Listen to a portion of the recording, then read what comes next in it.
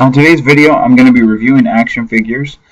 If one of them is from my childhood, the character that they made the action figure of never actually appeared in the movie, but I was a big fan of the character nonetheless, which is Robin. As some of you guys know, Robin is my favorite superhero.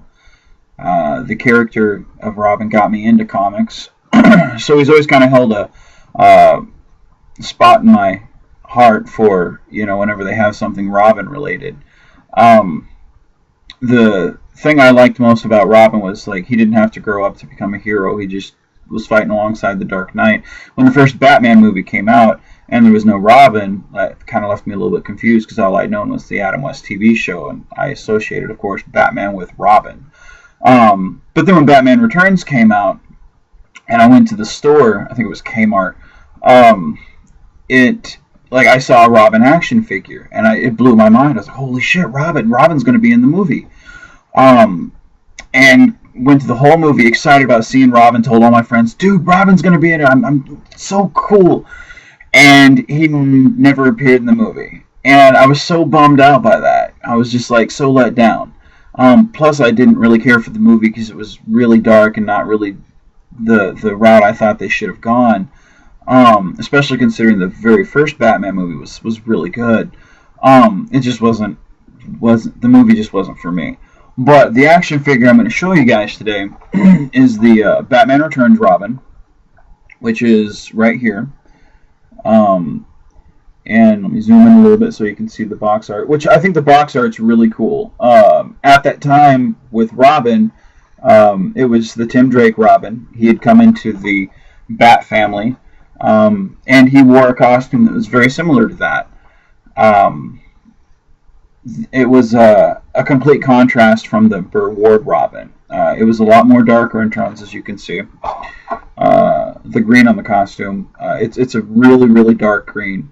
But it's a really cool color concept, as opposed to, like I said, the Burr Ward Robin. And especially for, the Tim Burton movie franchise, this would have fit right in. But one thing that I did notice was, looking at the box art and looking at the action figure is the hair. I sat there looking at it, and I'm like, well, what's wrong with his hair? Why does it look like that? That's just really weird. And I never really understood why it looked like that. And come to find out years later, Marlon Wayans was supposed to play Robin. And so when I put two and two together, it just kind of made sense. I was like, oh, okay, because that was a hairstyle that was kind of common for some people back then. And then I thought about more of the role that Marlon Wayans would have played as Robin.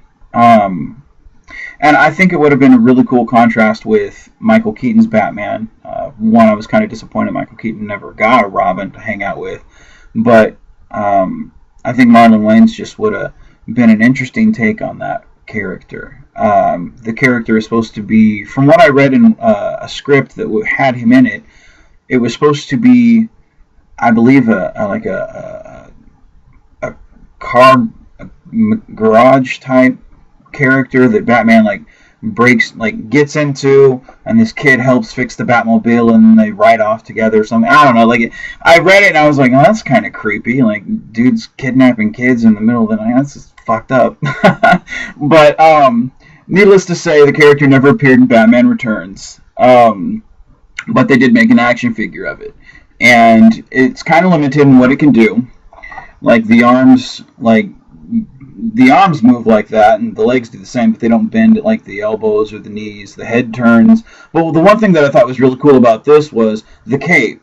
It was one of the first times that I had ever seen a cape that had black on the outside, yellow on the inside, which was really cool. And that they put a lot of quality into that for this action figure. And at the time, that was really cool, because a lot of the toys made back then were crap. But that was really cool for this character and for this action figure. But like I said, the costume was a lot darker than the Burt Ward stuff, and it was very reminiscent of the Tim Drake stuff, which came out at the time. So it was just a really cool action figure to have, kind of interesting to have.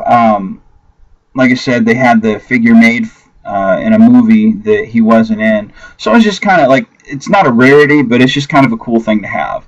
But yeah, if you can find it on eBay pretty cheap. It's not, a spectacular figure, but it's a cool one from my childhood.